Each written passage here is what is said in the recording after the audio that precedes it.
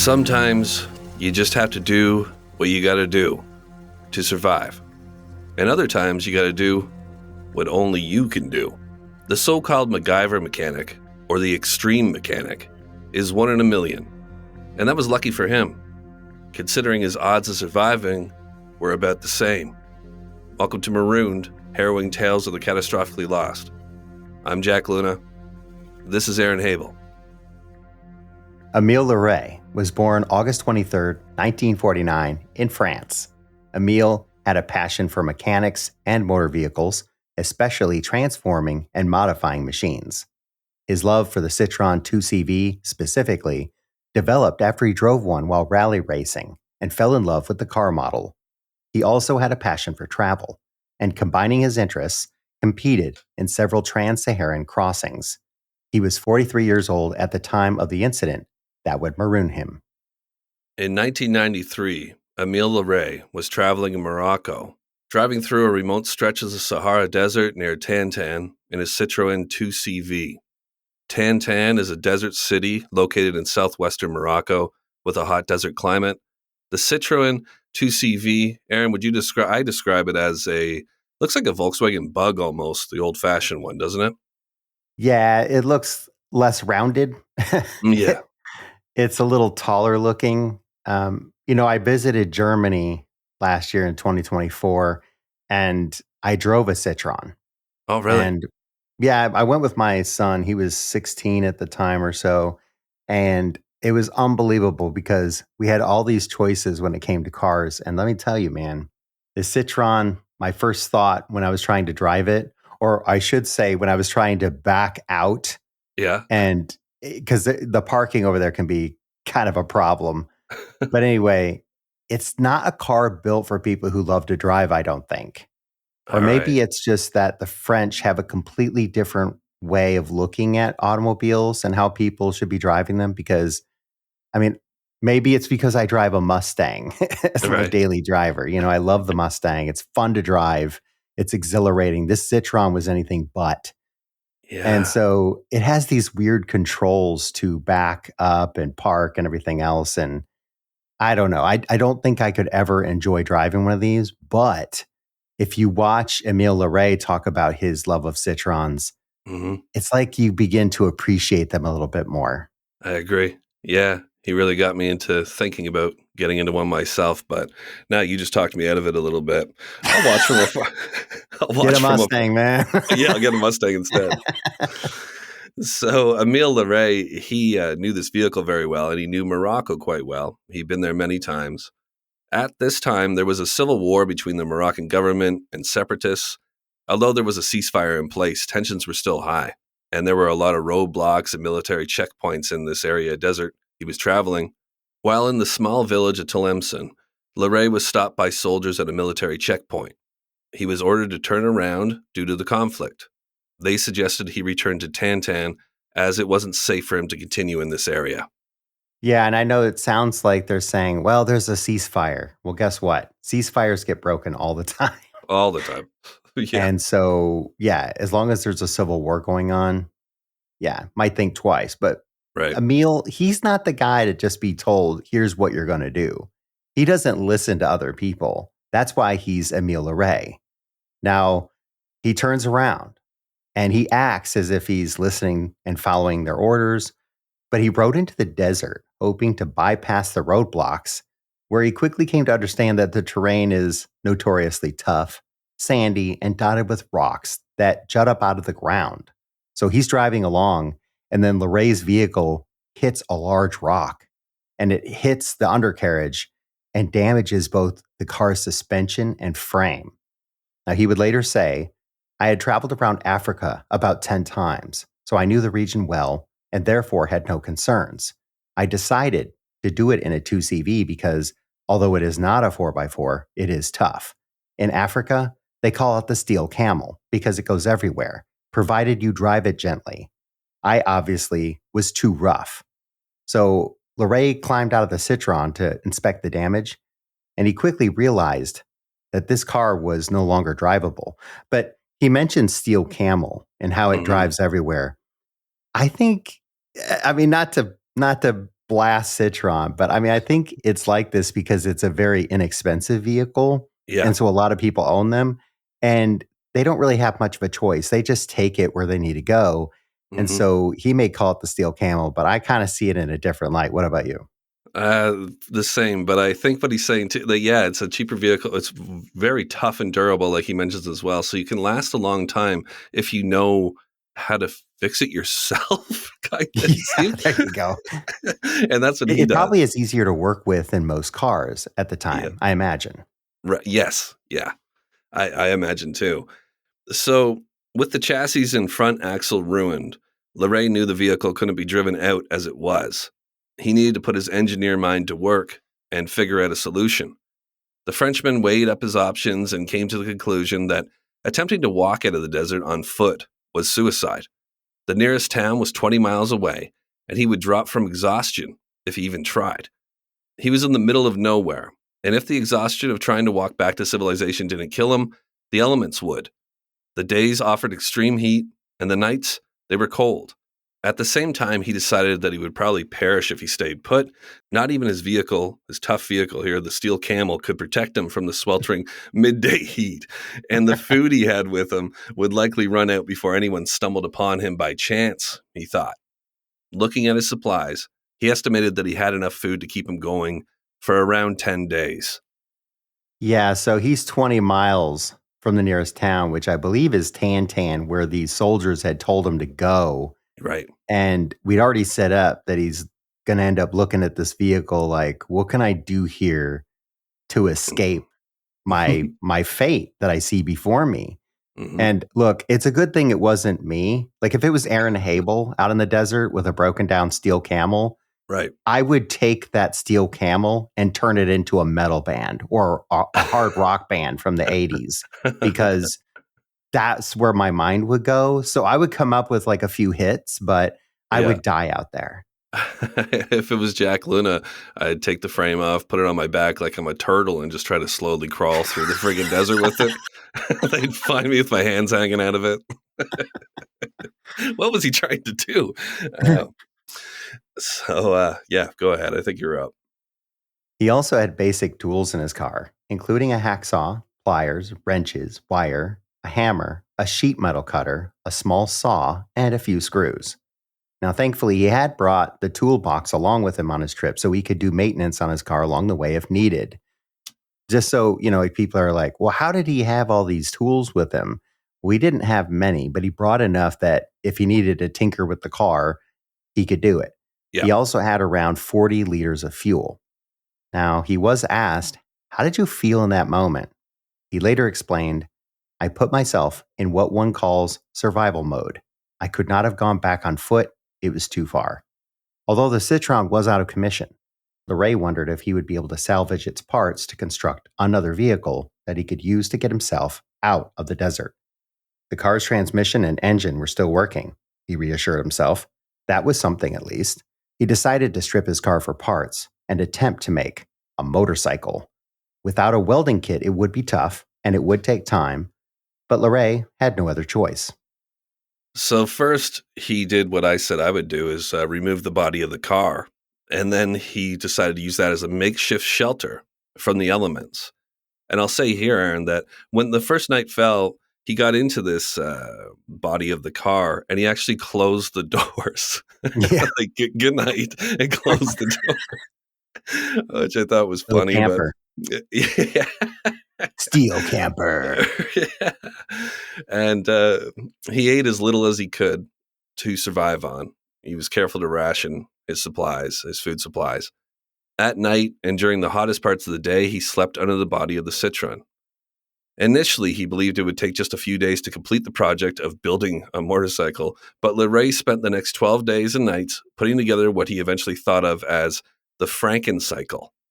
He took the frame, repaired the axles, and made it shorter in length to serve as the body of the motorbike. He cut everything using only a hacksaw.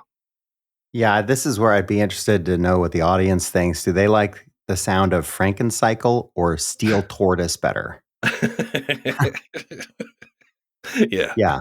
I like Steel Tortoise. If you use number one, that's a vote for Émile's Frankencycle. Number two would be Luna's steel tortoise. Right. Number 1, you survive. Number 2, you die. Yeah, but it's steel tortoise, man. It's still pretty cool. Yeah, I know. I'm going down with the shell. He then took out 2 of the car's wheels and attached them on his creation before attaching the engine and gearbox, which he placed in the middle. So he needed to stabilize this motorcycle. And obviously, he's not going to use all 4 tires. So that just would be too wonky. So he puts the wheels under the middle of this thing. He would later explain in detail that he put the brake drum directly above the rear wheel, meaning that the direction of the rotation would require him to drive in reverse at a maximum speed of around 12 miles per hour. He then added some suspension to one of the wheels and fashioned the car bumper into a seat before rigging together the ignition.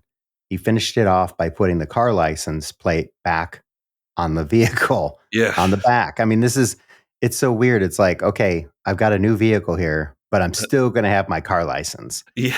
Does he not know how this works? No, I know. It's crazy. It's wild how he's thinking there. He's like, well, once I get this going, if I get pulled over, I want to, maybe I won't get pulled over. I got the plate on still. Yeah. That looks like a regular vehicle. Sure. We'll just let him drive by.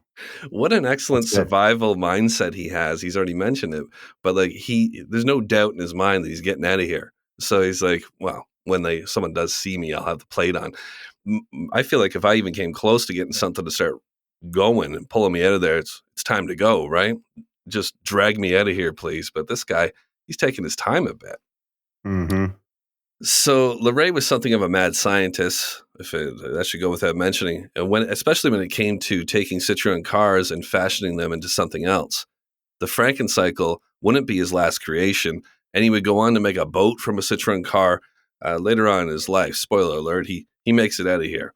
He had utilized other parts of the vehicle to make smaller objects like goggles and saws, and when I saw him talking later, he still had these goggles on his head, and they were made out of the tires. He said he had 2 additional tires. He likes to make his goggles out of Citroën tires or the inner tube or whatever it is. So by the time the 12 days were up, and that means he was running out of food, the makeshift vehicle had been put together. He had just half a liter of water left in his rations. The motorcycle didn't have brakes, and it was clunky and awkward to drive, so he would often fall off. He was practicing, Aaron. He was learning how to drive his contraption before taking off.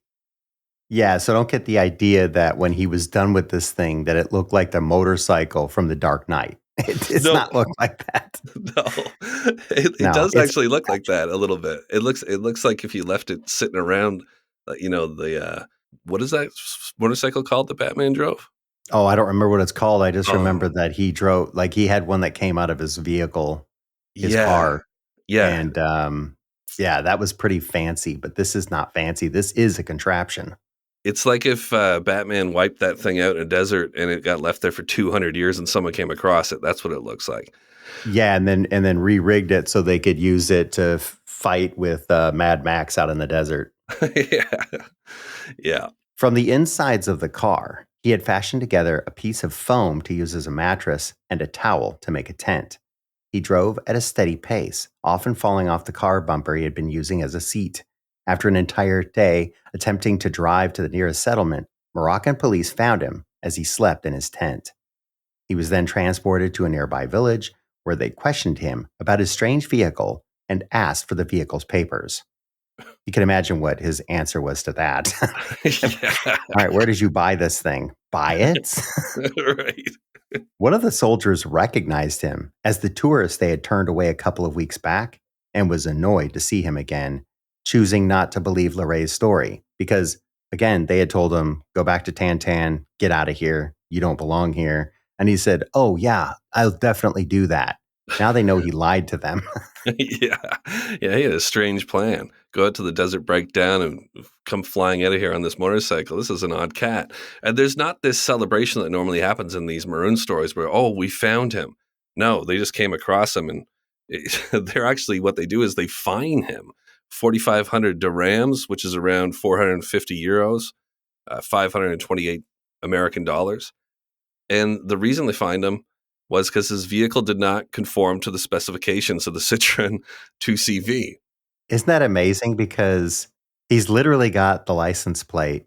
He's got an entire story of how he changed a Citroën into a motorcycle. And they're like, who cares? Get out of here with that nonsense. Yeah, he's got like a wet towel wrapped around his head and he's completely sunburnt. And they're like, oh, well, this is going to be a fine. You're in a bit of trouble here, sir. Yeah, I've been in trouble for the last 12 days, guys. Give me a break. Where were you then? So he explained to the police that he had made the motorcycle from his damaged car in an attempt to save his own life. And the police eventually allowed him to lead them to what remained of the Citroën. Leray and his creation were taken back to Tantan with a police escort, which was slow going. Eventually, a police-ordered vehicle arrived to transport him and the Frankencycle back to civilization. And I can imagine, Aaron, that they were impressed with him at a certain point here. Like, really? You really did this? Unbelievable. And they're taking a little easier on him at this time, although I think he ended up having to pay that fine. He did have to pay the fine. So, yeah. He's still... See, that's where if he had an attorney, maybe his attorney could say, well, look, he was heading back to Tantan, but he struck the rock. And that's just bad luck, man. Yeah, let's give this guy a break. So he was unable to take the motorcycle home. He returned a month later to collect it and take it back to France. It had been stored at the home of a customs officer who had taken pity on him and probably was impressed by him as well. Yeah, I'll keep that thing for you. That's pretty cool. And of course, he drove a Citroën 2CV to pick the motorcycle up and dismantled the bike into 3 parts there in the desert to transport it. His case was covered in the French media. However, only recently has the story gone viral online, with social media users dubbing him the MacGyver mechanic or the extreme mechanic. In 2006, Leray returned to Morocco for another adventure. A journey of over 3,700 miles through Morocco, Mauritania, and Mali. Part of the journey involved turning a Citroën 2CV into a boat to cross the Senegal River. In 2020, the Frankencycle was taken to the USA, where it made its home with Ward and Brenda Morgan at the Midwestdreamcar Collection Museum in Manhattan, Kansas. And Luna, that place is the state over from me. So I actually looked up how long it would take me to visit this museum. It would take me nearly 2 hours to get there. Oh, man. It would take you a lot longer if you had to take apart your Mustang and turn it into a motorcycle first before you drove over there. I would die before I could convert that thing. In a city? Oh, my God. Yeah, you could give me all the tools I need. Now, I'm sure everyone's heard of the MythBusters.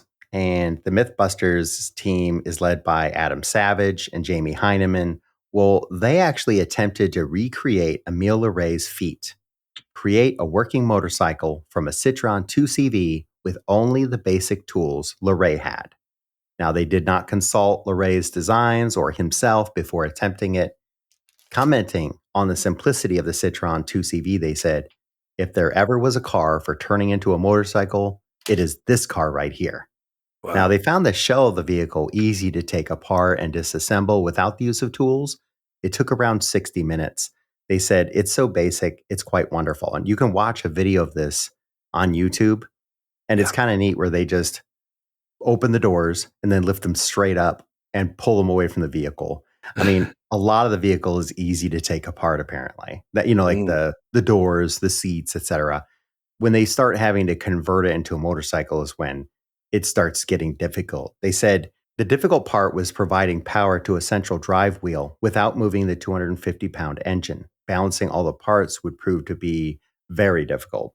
And as they did this, it became more and more difficult because even when they got this thing built, they found the same thing that Émile found, which is you end up having to basically reverse the whole thing because now the engine's running it backwards. So you have to put the engine's now in the back, not the front. Right. And it's incredibly difficult to balance and to ride. So you're like, oh, why did he leave this thing behind at first? Well, you can't drive this thing from Morocco to France. I mean, that's just not going to happen. No. It's hard to stay on for any length of time. Yeah. Yeah, really uncomfortable, he said, too. You fall off a lot. He ended up putting the bumper there as the seat, but then started putting tape, kept on wrapping tape around it for more cushion. as time went on. Like a big banana seat is what it ended up kind of looking like. And had to drive it in reverse too, didn't he, Aaron? Like that was part of it? Yeah, because the Citroën was the engine was in the front. Right. And then when you actually turn into a motorcycle, it doesn't work like you'd imagine. Now the engine's in the back. Right. This is the same thing the MythBusters found. Wow. All messed up, man. Well, he's an incredible man. He managed to make his way out. The thing was very difficult to balance. And speaking of difficult to balance, we unfortunately are starting to wobble and have come to the end of our journey here, Aaron, with Marooned. Damn. Yeah.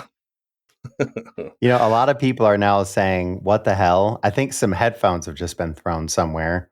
Mm-hmm. But you know what? We're not going to end the show here because you and I want to talk about the show, like how it came to be, some of our favorite moments, things like that. Absolutely. Yeah. Well, I'll say to start, we started this 2 years ago, 2 Octobers ago.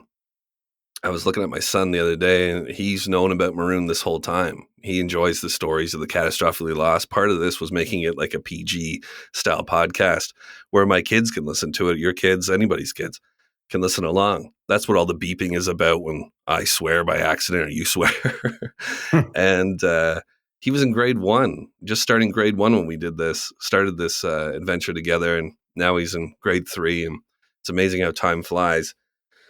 But I've had a great time, Aaron, and I know that you have too. One of my things I'll miss the most about this is just our chats in the morning before we start. Aaron and I get up very early, 5:30 in the morning for these recordings, and it feels like we're the only ones in the world when we get to start these, and I'll miss that a lot. Those 20-minute conversations before we begin. Not to mention the entire podcast, but it's come to an end. Yeah, it feels like we're very supportive of each other. We like to talk about hockey, catch up with each other's lives, see what's going on, and then we start the show. And the great thing about this show is, so when we first started talking about, hey, we should do a podcast together, you came to me with this idea fairly early on, and the first episode ended up being Inchworm. Mm-hmm. And I remember thinking, wow, this is kind of a dark story to start the show with, because the woman in the story, she doesn't survive. Yeah, but, Geraldine. Mm-hmm. Yeah, Geraldine Largay. And we started talking about, and that's kind of funny because our final story is Émile Leray. So there's weird. A little similarity there between Leray and Largay. Yeah. But what we found, though, was we started talking about how we would read these stories about Geraldine, and a lot of people were saying, oh, she didn't do the right thing. She didn't do this. She didn't do that. Mm-hmm. And we started to think about why isn't there more sympathy for people that don't make it out? I mean, if nothing else, you could at least show some respect. Yes, that was a big part of it for us, for sure. I think every single episode, we would say to each other on the air here, I couldn't do that. I'd be dead, Would you try that? No way. I would never try that. So a lot of respect for those who are involved in the situation, sometimes victims of their circumstances, often survivors of it. And I think quickly here, before we continue just talking about the process and how much we enjoyed working together on it and the content itself, say there's really no reason why it's ending. I mean, it's 2 years. So a lot of podcasts don't last that long at all, really. And we just felt like it had come to its conclusion for both of us. And we have other projects that we're looking forward to be working on. We've become great friends. We're still friends throughout this and going forward in life. But we just have a lot of stuff going on in our lives, and we're ready to move on, I think. How do you feel, Aaron? Well, I think also each of us has a more personal project we're working on right now. Mm-hmm. And so it feels like we're doing each other that favor of, hey, let's take some time to get these projects worked on. So can't say it's 100% the end, but it does feel like we've come to a conclusion here, and we'll see what happens. But, I also wanted to bring up that one of the things that really got me to love this project was we had these episodes. I guess they were episodes 3 and 4. Mm-hmm. It was The Long Man and La Chancha. Yeah. And The Long Man was a story of a guy Sir Douglas Mawson, who did what I think is the near impossible, surviving out there in very harsh conditions. And then La Chancha was about Alvarenga, who was marooned on the ocean. Yeah. And just thinking about what these two men went through, what they had to do to survive is just mind-boggling to me, and just their personalities. So much to say there about the human condition, the human instinct for survival, and overcoming things that seem impossible. I guess it's a reminder never to give up on, yourself. Yeah. Yeah. I'll say with The Long Man, that one really was, one of the early ones where it felt like nobody in this time period would be able to survive the way he did. Like they made people different back then. We talked about that a lot in that one, where it was just like there was no way he was going to fail. He just didn't have it in his mind at all. There was no weakness there. So it felt like we were time traveling at times. It felt like we were right in the boat often as well. And we would joke about that, being in it together, even at the end of every episode. It was, I always enjoyed doing that because it's lightheartedness, man. Yeah. And it lightheartedly, but how silly it is that the two of us who don't have any real survivor skills are attempting the thing that we just talked about. And we're probably in big trouble. I thought it was a neat angle to have two guys who really don't have any survival experience talking about this, where normally in a podcast like this, you might have experts. We're the exact opposite of that.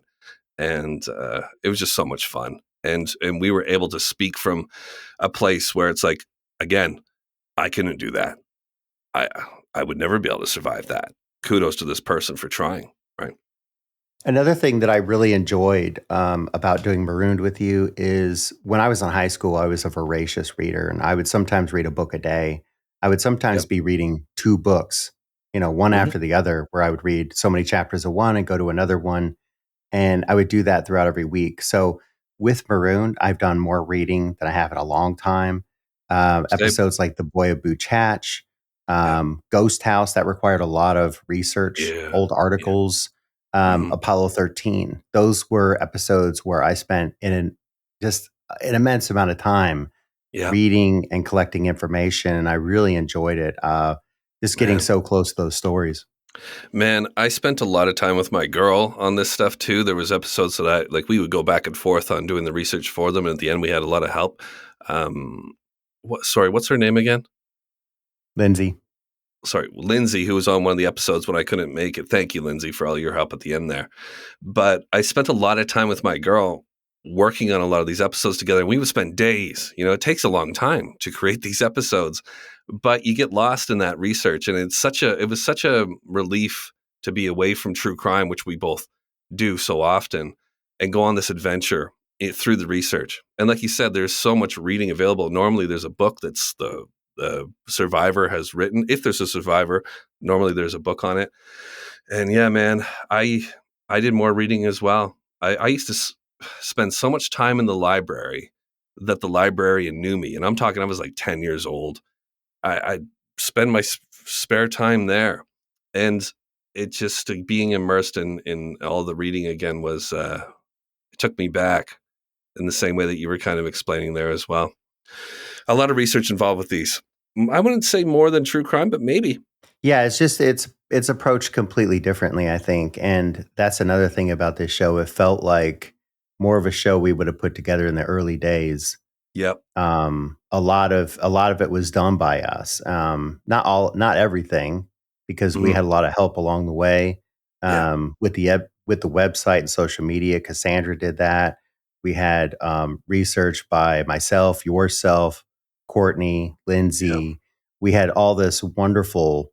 If anybody looked at our website, or if you're looking at your podcast app, Lars did all the art, and it's unique to every episode. I think it's amazing. So when you go through this, you could listen to them all again. All the artwork gets updated over time, so that each piece of art with each episode is unique.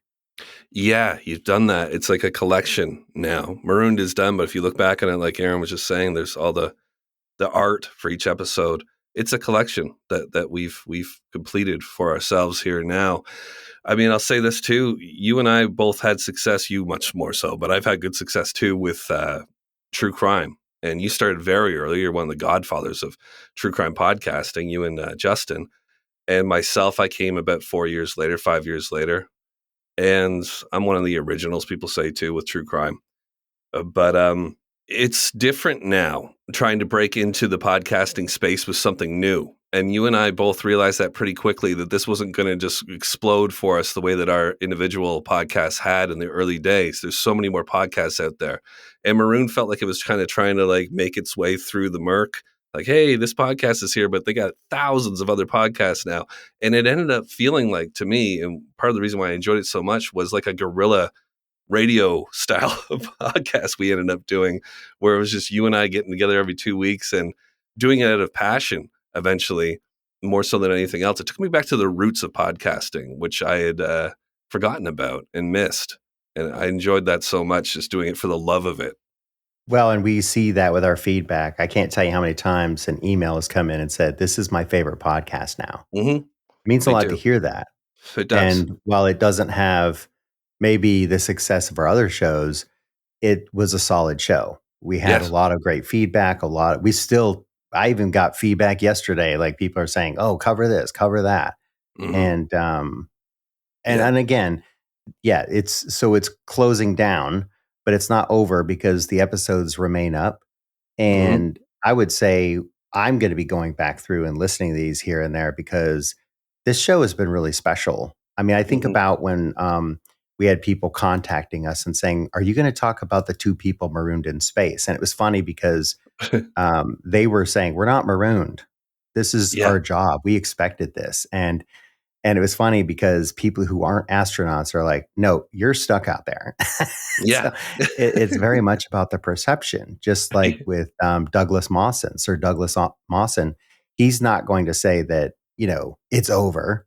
It's not over because he's not over. And just like those people, they're like, we have a job to do and we can keep ourselves busy while we're out here. So we're not stuck. And so covering these stories, I think, has given me more perspective, better perspective on the world, on people than I had before I started the show. Same. When I go hiking now, and I go hiking much more than I used to because of this show, I find myself thinking about those people that either lost their lives doing the same thing or survived in particular situations. I have these memories. It's almost like I lived it with them through that research and through this podcast.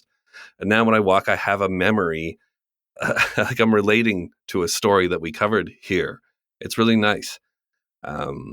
So I don't feel sad about it ending. I know that its time had kind of come, and we dug deep and we completed. We wanted to hit that 2-year mark, and here we are. And like you said, man, we've got this 2 years of podcasting to always look back on, and these stories that we shared.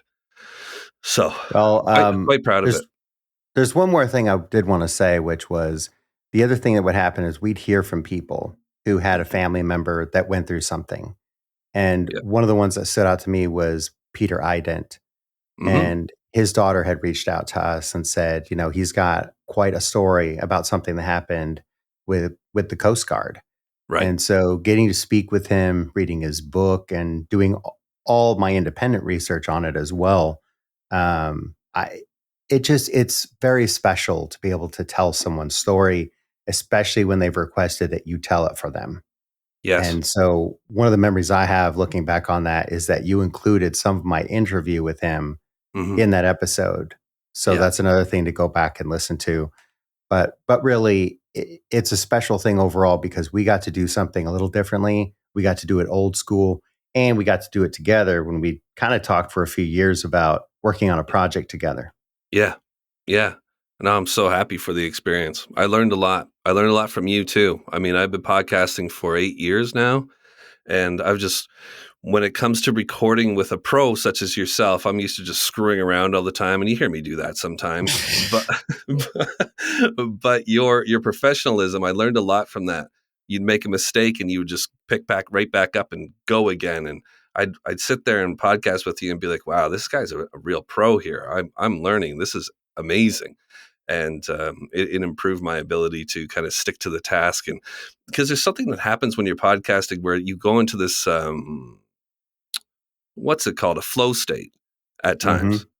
And you easily slip into that. And I find myself, just from being around you, much more able to do that in the other podcasts I do and for myself. So I wanted to thank you for that before we go. I learned so much from you, and as much as I learned from the stories. Well, I learned from you too, man. I mean, you can knock yourself for being not as professional, but the thing that you have is the thing that I found by listening to people who know you or have listened to you for years. And that's that you're very candid with people. You let them see within the inner workings of Jack Luna more than most other podcasters. So you have built up this audience that, I mean, I don't know if it's quite right, but it feels right when I say they would die for you, man. They would go to bat for you. Yeah. Yeah. You've earned their respect. And so anytime I've met anybody at CrimeCon or any of the other places that know you or have listened to you, they're like, man, when is he going to come out to an event? So that's one of the things I always rib you about is, hey, when are you going to show up at one of these events? But it's out of love, man. I know. No, I got a lot of love for you too, man. There's a lot of things I could say. But overall, we love this project together. And unfortunately, I know a lot of people will be upset that it is coming to an end. But we leave, happy with what we've done, and looking forward to our own individual futures, and happy to have made such a great friendship together and met so many great people along the way. And we thank you all for listening, and thank you for the support over time and the suggestions. And it felt like it's a new group. Like it wasn't just Generation Y fans or Dark Topic fans listening. There's a group of people who probably haven't even listened to those shows who came across this. And Marooned has a following that is a little different. It's the people that I've met through it are ones who do put themselves in these situations. They had stories about hiking and getting lost and all that. And I'm sorry to say goodbye to all of you, but like Aaron said, all the past episodes are there, and that'll remain. Yes, and when you go out to social media, please look up our posts. And if you can, on our last post, or on any post really, just list out your favorite episode or episodes. I'd love to see which ones impacted you the most, or the ones that stick with you, or the one that you had to listen to 10 times. Yes, I'd love to see that too. Well, Aaron, I think that we're going to spend one more night together out here in these woods. The northern lights are up. I'm going to grab that pack of hot dogs I brought in the motorcycle. I set them in a way so that they sat beside the engine as we drove out here on our Frankencycle. I think they're cooked already. Oh man, I forgot to take the plastic off though, I think. Oh, God. Did you bring the buns? It's going to be just beer tonight. I think that's what's going to happen. Okay, just beer. Fair enough. Well, good night, Aaron. Good night, Jack.